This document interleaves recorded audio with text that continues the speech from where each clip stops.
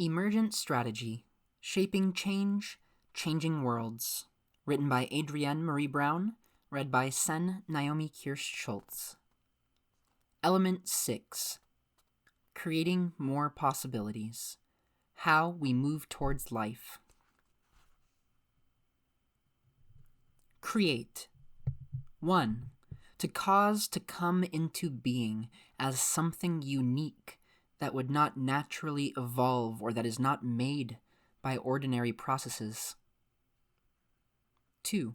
To evolve from one's own thought or imagination as a work of art or an invention. Possible/possibility. That may or can exist, happen, be done, be used, etc. Wavical. An entity having characteristic properties of both waves and particles. The multiverse is the hypothetical set of finite and infinite possible universes, including the universe in which we live. Together, these universes comprise everything that exists. The entirety of space, time, matter, energy, and the physical laws and constants that describe them. The various universes within the multiverse are called parallel universes, other universes, or alternate universes. Grounding in nature. Quote, from dead plant matter to nematodes to bacteria, never underestimate the cleverness of mushrooms to find new food. End quote. Paul Stamets. Quote, last weekend I went on a walk with my partner at the Arboretum. There's this little makeshift stream, and all the trees along the stream had their roots in the stream. It just makes me think of how that happened, and how long it would have taken for the roots to reach there, and how that tree had to survive before it reached the stream. This helps me think about how, when we feel limitation, this is when we figure out how infinite are possibilities for us to grow out, around, through, to reach abundance. Unquote. Christine Dejean. Quote, I've learned to trust nature. If she can make my weirdo, genderqueer, capable self, she can make anything. Nature helps me reimagine and reform justice and hope, like the ocean reimagines and reforms itself when it washes back in from sand/mountains, from faucets. Unquote. J. Marie Hill. Quote, the plant people have taught me to be generous and not be shy about blossoming, that it is our nature.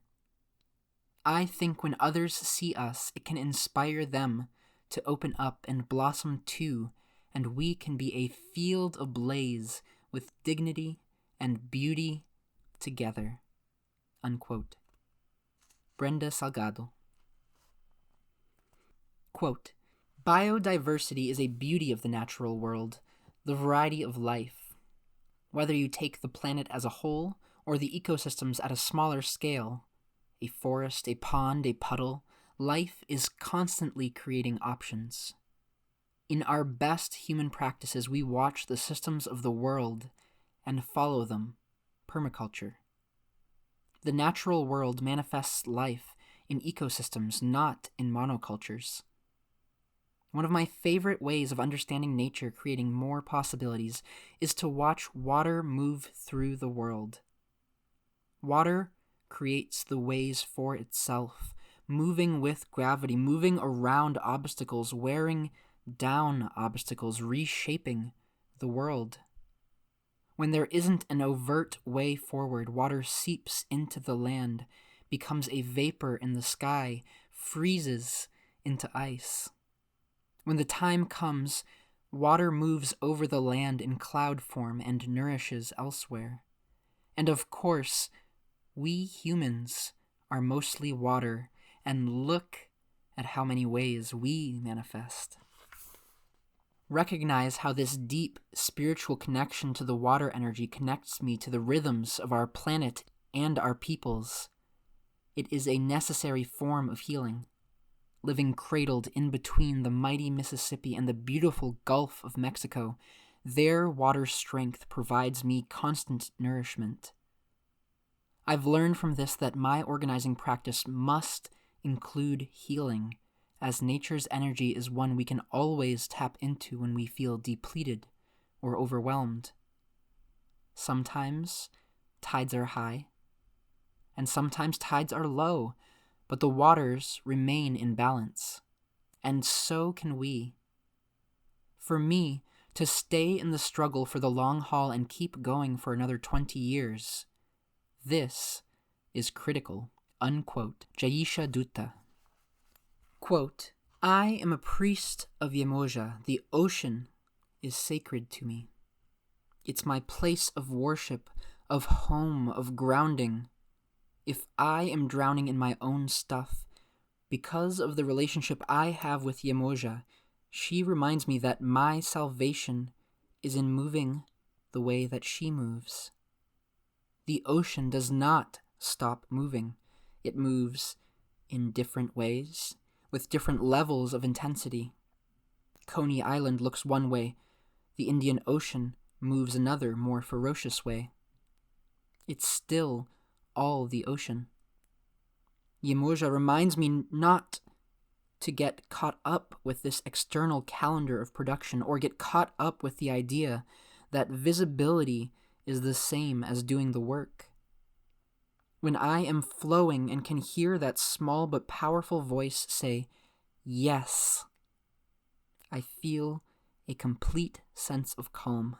I know I am heading in the right direction. Unquote. Joan Morgan.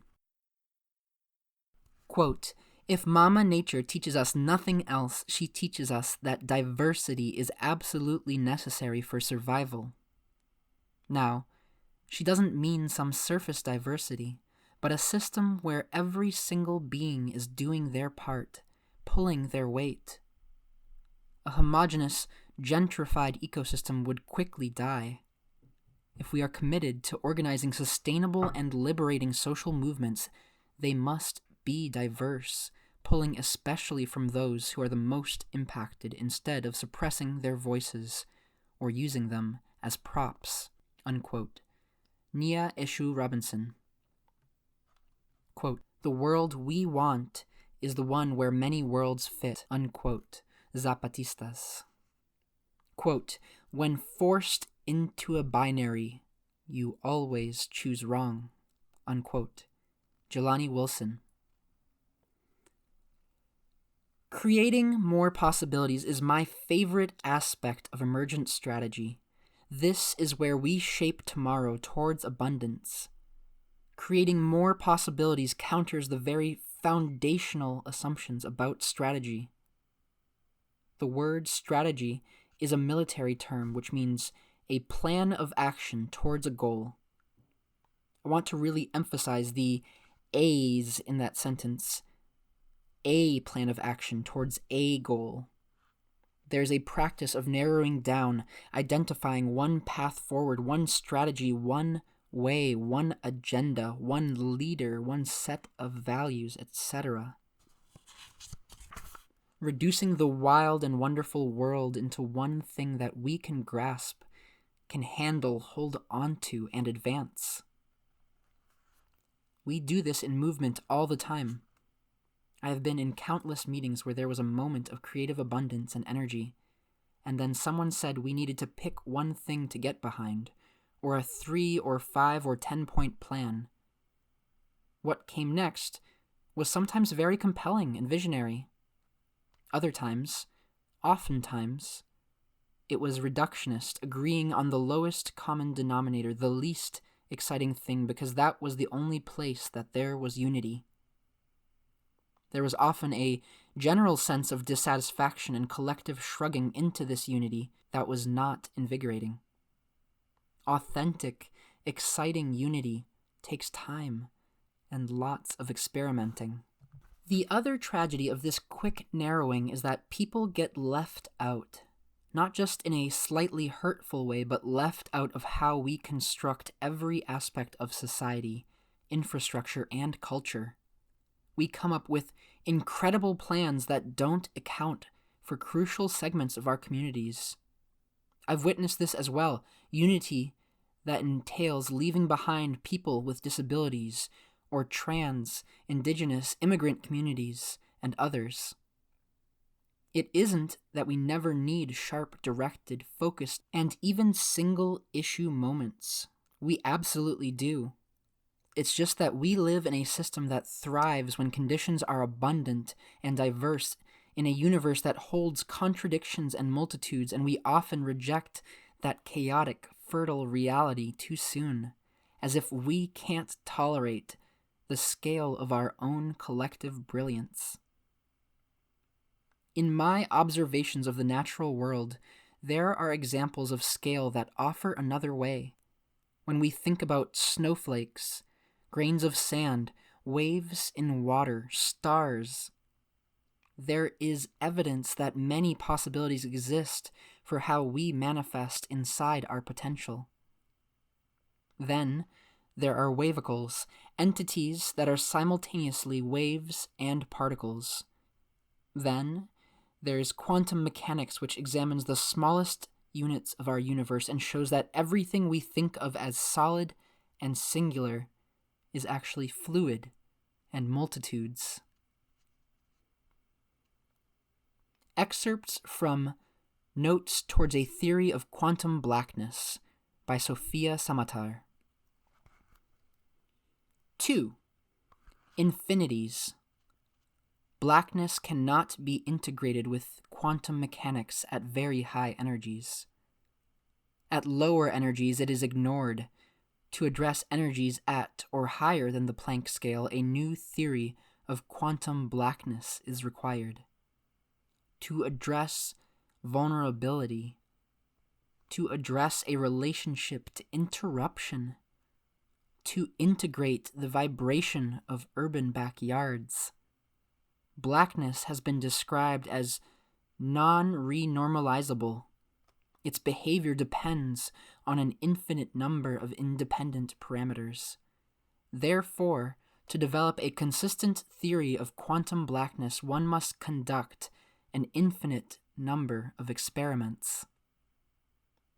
The experiment of zones, analysis of prison flesh attraction, the experiment of the quote-unquote black smile, of the child, infinite kinship experiments, infinite gestures, a laboratory vast enough to contain the wall.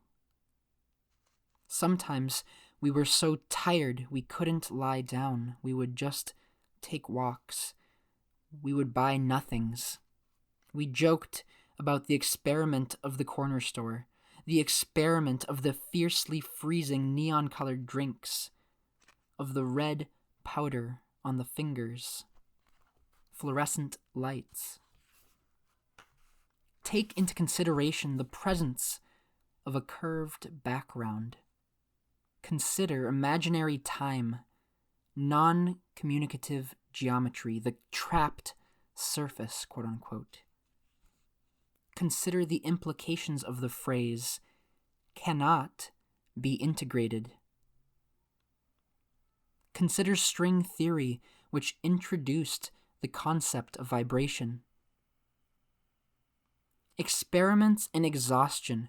Consider that the problem of quantum blackness will mean different things to different researchers.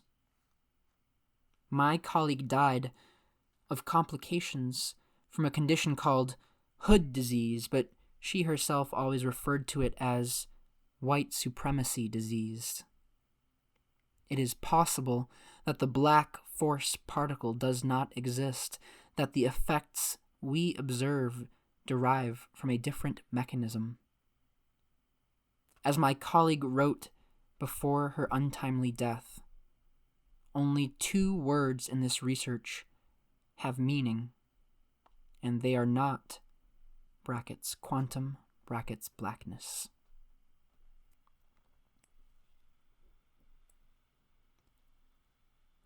At the human scale, In order to create a world that works for more people, for more life, we have to collaborate on the process of dreaming and visioning and implementing that world.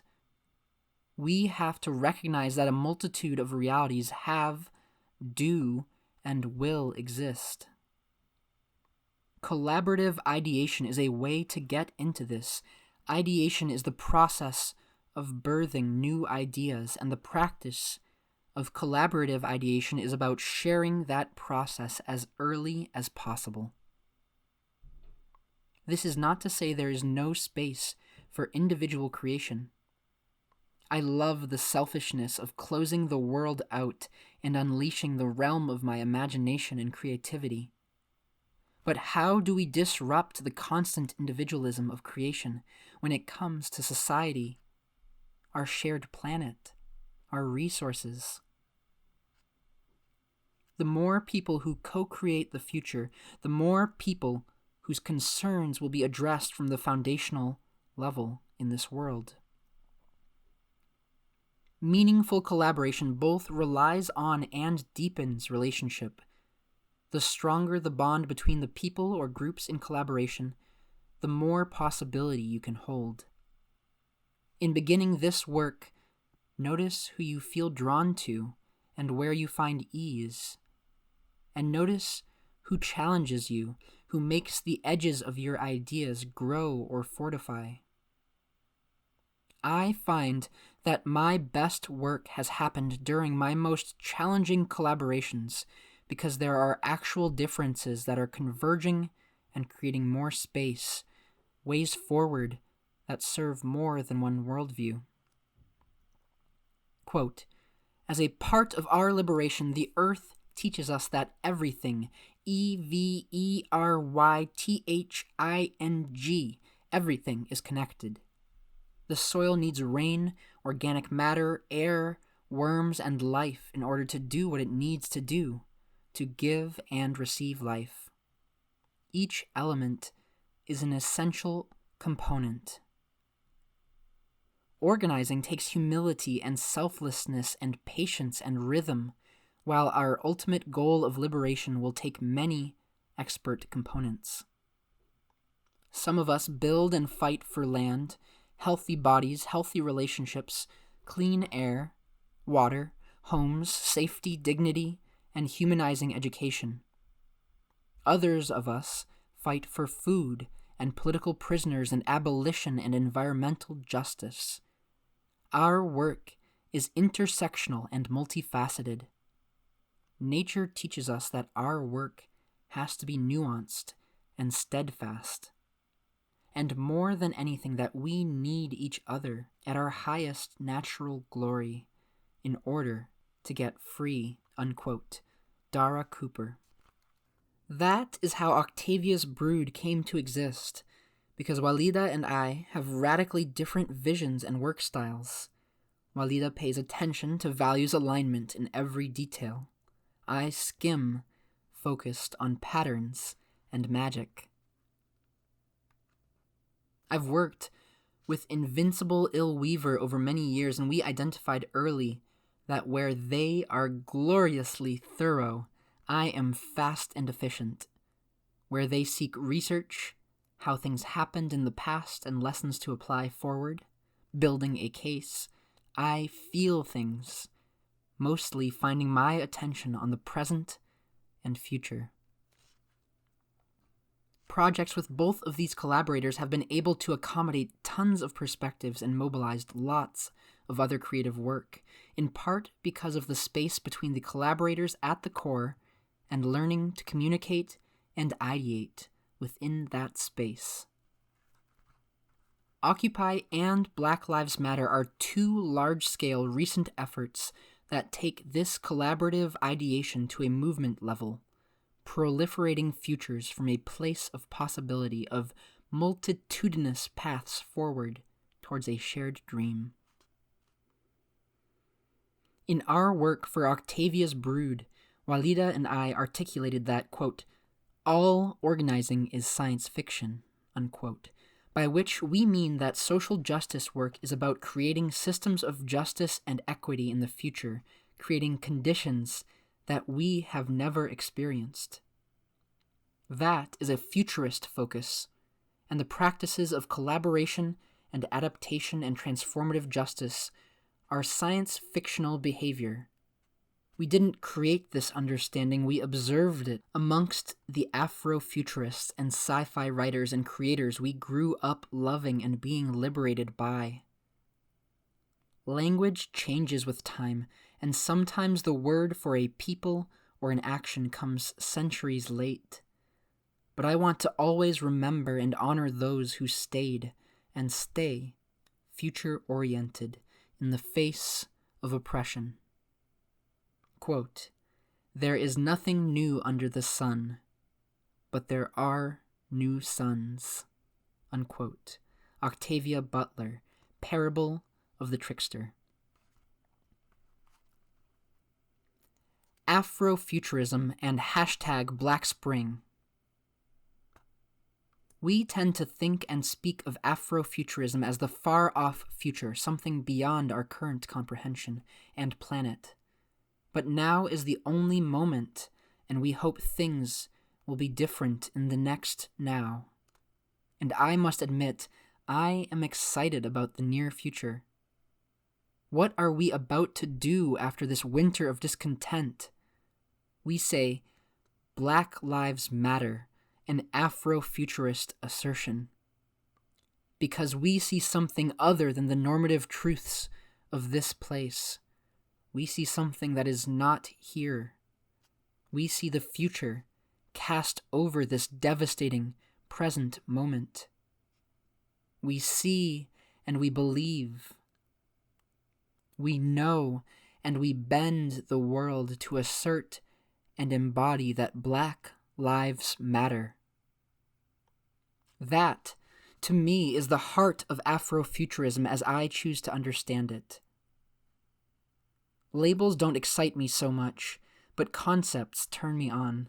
The concept of seeing and creating the future from a perspective that has the lineage of an African seed, of something older and other than Western, feels healing to me.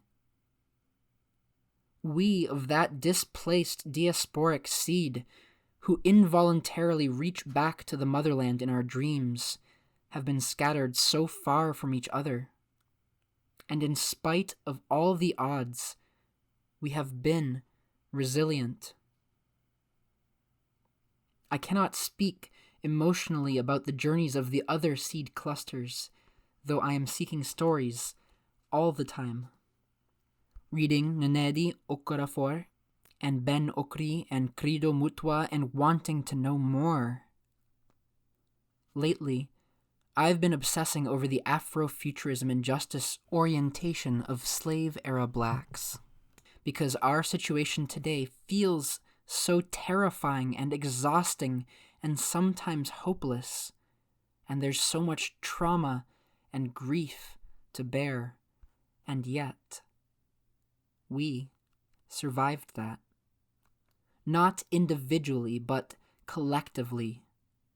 Not all of those Black people were Afrofuturists, but to focus on Afrofuturists in the Black social justice tradition, I would note that Africans leaping off of slaver ships were Afrofuturists. Slave-era parents teaching their babies a foreign alphabet in the candlelit dirt were Afrofuturists. Black women dissociating themselves through to tomorrow while being raped into motherhood were Afrofuturists. Those who raised the children of violence and those who chose not to, all were predicting the future and articulating their choices. Slaves who ran to freedom and slaves who ran to their deaths were Afrofuturists.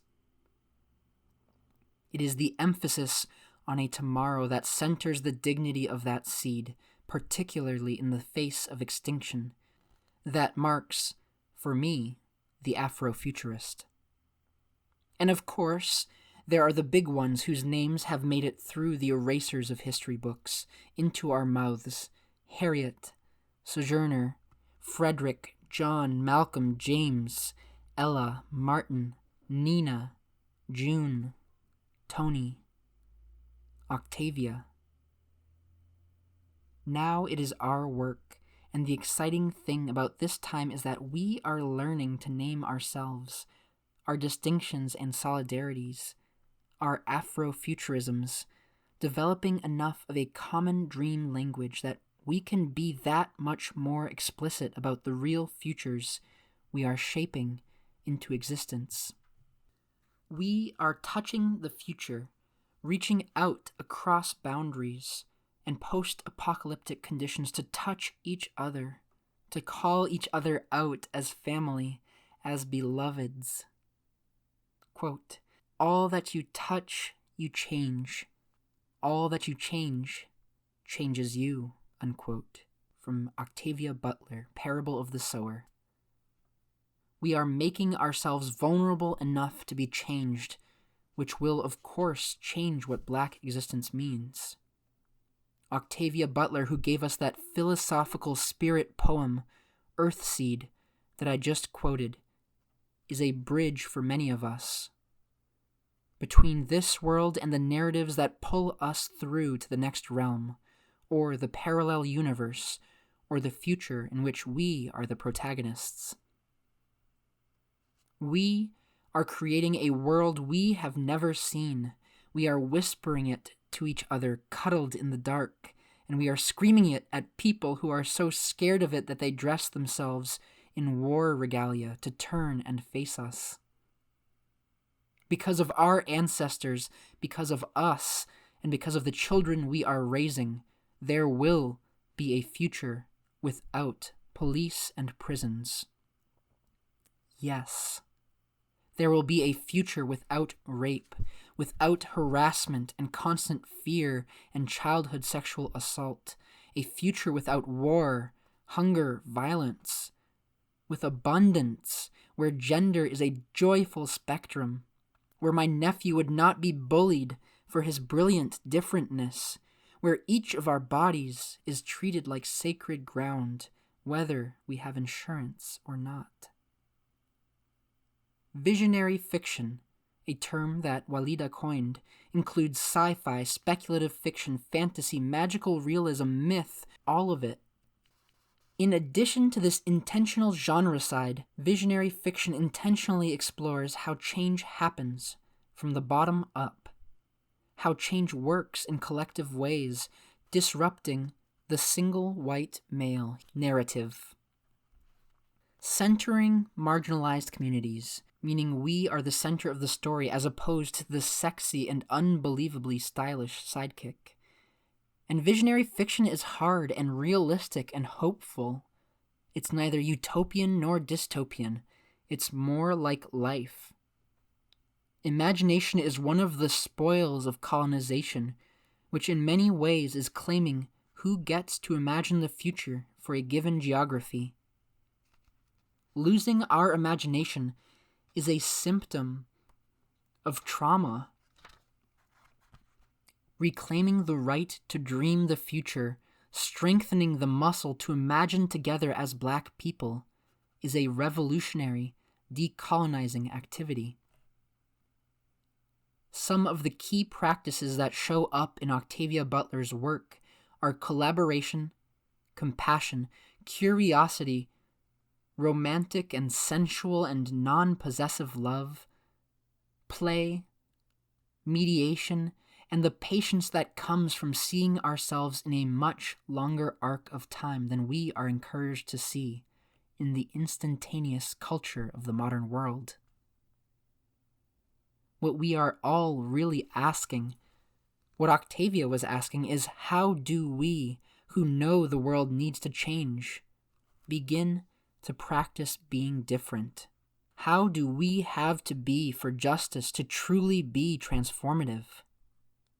Not them, that massive amorphous, quote-unquote, them that is also us in our heads and hearts, or that loves us or that is tired of this shit but is family to us. Not them, because maybe they don't recognize yet that these changes are the key to human survival. But us who are awake and awakening, how do we need to be for Black lives to matter? What do we need to heal in ourselves in order to offer a future of any real peace? Or to become the protagonists of this human story and earn the flip of the page of all the sentient life in the universe? To claim the future as a compelling place for our miracles. This is everything. Science fiction is not fluffy stuff. Afrofuturism is not just the coolest look that ever existed. The future is not an escapist place to occupy. All of it is the inevitable result of what we do today. And the more we take it in our hands, imagine it as a place of justice and pleasure, the more the future knows that we want it and that we are not letting go. Quote, "Nature also teaches me persistence and perseverance because in the end, nothing stops nature. If a rose can grow out of the concrete, then so can we." Unquote. Micah Hobbs Fraser. Quote, "I love biomimicry as a concept of human society learning from nature to make our lives better. In progressive arguments, we often point to examples in nature to prove our point.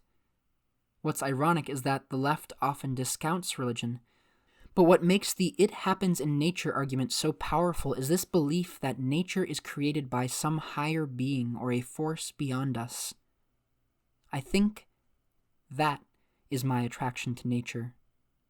It is somehow proof of faith, something more powerful than us, yet that we are a part of at the same time.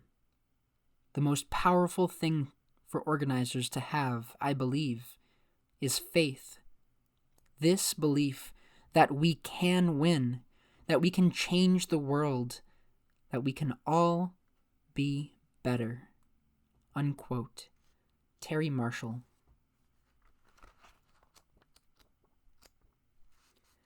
This has been Emergent Strategy, Shaping Change, Changing Worlds. Element 6, Creating More Possibilities. How We Move Towards Life. Written by Adrienne Marie Brown, read by Naomi Kirst-Schultz. Thank you for reading along with me.